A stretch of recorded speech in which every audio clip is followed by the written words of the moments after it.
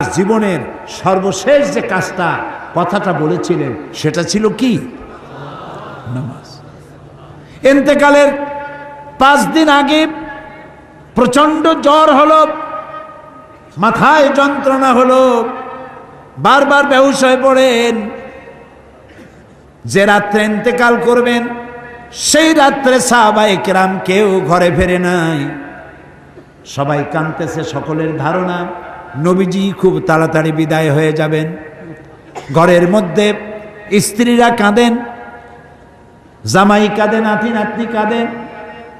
সব থেকে বেশি কাঁদছেন হযরতে মা ফাতিমা রাদিয়াল্লাহু তাআলা আনহা। রাসূলুল্লাহর হুশ এলো, হযরত ফাতেমার কান্না দেখে কাছে ইশারা করে ডাকলেন, কানে কানে কি যেন বললেন। হযরত ফাতেমার কান্না বন্ধ হয়ে গেল। হযরত আয়েশা ফাতেমাকে ডেকে বলেন, মা তোমার আব্বা জান কি তোমারে বলল, কান্না বন্ধ হলো তোমার? হযরত ফাতেমা বলেন, মা আমার আব্বা জান আমাকে কানে কানে বললেন, মা কাঁদিস না, তোর কান্না আমার বরদাস্ত হয় না। আমি তোমাকে সুসংবাদ শোনাই, আমি মরে যাওয়ার পর সবার আগে তোমার সাথে আমার দেখা হয়ে যাবে। হযরত ফাতেমা বুঝতে পেরেছেন এর অর্থ হলো রাসূলের ইন্তেকালের পরে আত্মীয় স্বজনের ভিতরে সর্বপ্রথম ফাতেমার ইন্তেকাল হবে। হয়েছিল তাই। রাসূলুল্লাহ বেহুশ হয়ে পড়লেন, আবার হুশ হলো, আবার বেহুশ হলেন। ফজরের পরে হযরতে জিবরাইল এসে বলছেন, আসসালামু আলাইকা ইয়া রাসূলুল্লাহ, হে আল্লাহর রাসূল, আল্লাহ আপনাকে সালাম বলেছেন আর তিনি জানতে চেয়েছেন আপনি কেমন আছেন। তিনি জানেন আপনি কেমন আছেন, তারপরেও তিনি জানতে চেয়েছেন আপনার মুখে আপনি কেমন আছেন। নবীজি বললেন, আমি বড়ই কষ্টের ভিতরে আছি, অসুস্থ আছি। হযরতে জিবরাইল বলছেন, ইয়া রাসূলুল্লাহ, একজন নতুন ফেরেশতা এসেছে আজ আমার সাথে, যে ফেরেশতা কোনো মানুষের কাছে আসার জন্য অনুমতি কোনোদিন চায় নাই আর কোনোদিন চাবেও না, শুধু আপনার অনুমতি চায় আপনার কাছে আসার জন্য। সে ফেরেশতার নাম মালাকুল মউত। হযরতে মালাকুল মউত রাসূলের অনুমতি নিয়ে রাসূলের জাসাদ মোবারকের কাছে এসে সালাম পেশ করলেন। বললেন, ইয়া রাসূলুল্লাহ, আদম আলাইহিস সালাম থেকে নিয়ে শুরু করে এই পর্যন্ত আমি যত মানুষের জান কবজ করেছি আর কিয়ামত পর্যন্ত যত মানুষের জান কবজ করব, কারো কাছে অনুমতি চাই নাই, অনুমতি চাওয়াও আমার লাগবে না। কিন্তু আজকে আসার সময় আল্লাহ রাব্বুল আলামিন আমাকে বলেছেন আমি যেন আপনার অনুমতি চাই। রাসূলুল্লাহ বললেন, মালাকুল মউত, আমি যদি তোমাকে অনুমতি না দেই? হযরতে মালাকুল মউত বলেন, ইয়া রাসূলুল্লাহ, আল্লাহ তাআলা বলেছেন অনুমতি যদি না পাও ফিরে এসো। আল্লাহু আকবার, আল্লাহু আকবার। হযরতে জিবরাইল বলেন, ইয়া রাসূলুল্লাহ, আল্লাহ রাব্বুল আলামিন আপনার সঙ্গে দিদারের ইন্তজার করতেছেন। নবী বললেন, মালাকুল মউত, তুমি তোমার কাজ শুরু করতে পারো।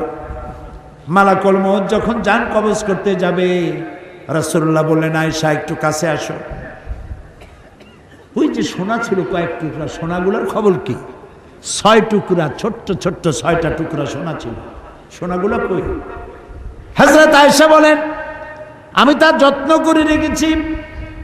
নবীজি বলছেন, এক্ষুনি স্বর্ণ টুকরাগুলি সদকা করে দাও। আমি মুহাম্মদ সাল্লাল্লাহু আলাইহি সাল্লাম আল্লাহর দরবারে এই অবস্থায় উপনীত হতে চাই না যে মুহাম্মদের ঘরের ভিতরে সোনা আছে।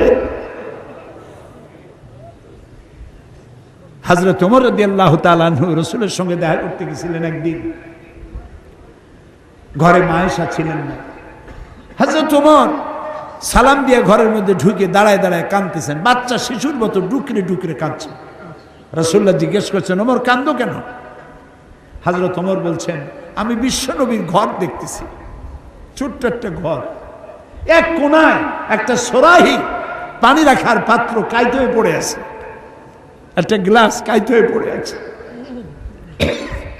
আর এক কোনায় 1 কেজি কি আধা কেজি জব পড়ে আছে, আর রাসূল শুয়ে আছেন দড়ি দিয়া বুনানো একটা খাটিয়ার উপরে, চাদর নাই, বালিশ নাই, হাত মোবারক মাথার তলে দিয়ে শুয়ে আছে, পিঠ মোবারকে দড়ির দাগ কেটে আছে। হযরত ওমর বলছেন, ইয়া রাসূলুল্লাহ, আমি তো বরদাস্ত করতে পারছি না, বিশ্বনবী তার পিঠে দড়ির দাগ, পানির পাত্র কাইত হয়ে পড়ে আছে, খাট নাই, বালিশ নাই, আপনি আমাকে অনুমতি দেন, আমি আপনার জন্য একটা তোষক বানাই নিয়ে আসি। রাসূলুল্লাহ বললেন, ওমর, আমি তো দুনিয়ায় শান্তি করতে আসি নাই, আমি যদি ওহদ পাহাড়কে বলি ওহদ আমার জন্য সোনায় পরিণত হয়ে যা, ওহদ পাহাড়টাই সোনা হয়ে যাবে, শান্তি করতে আসি নাই।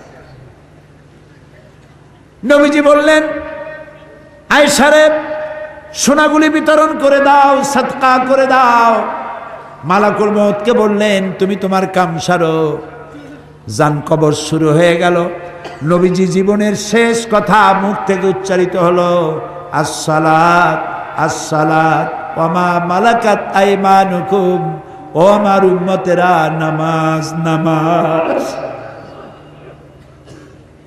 ইন্তেকালের সময় মেয়ের কথা বললেন না, নাতির কথা বললেন না, জামাইয়ের কথা বললেন না, উম্মতকে স্মরণ করালেন, ও আমার উম্মতেরা, নামাজ ছেড়ে দিও না, আর তোমার অধীনস্থ ব্যক্তিদেরকে জ্বালা যন্ত্রণা দিও না, চাকর বাকরের জ্বালা যন্ত্রণা দিও না, গরিব মানুষের দিকে লক্ষ্য রেখো, আর আমি চিরজনমের মতো তোমাদের থেকে বিদায় নিয়ে গেলাম, নামাজ ছেড়ে দিও না।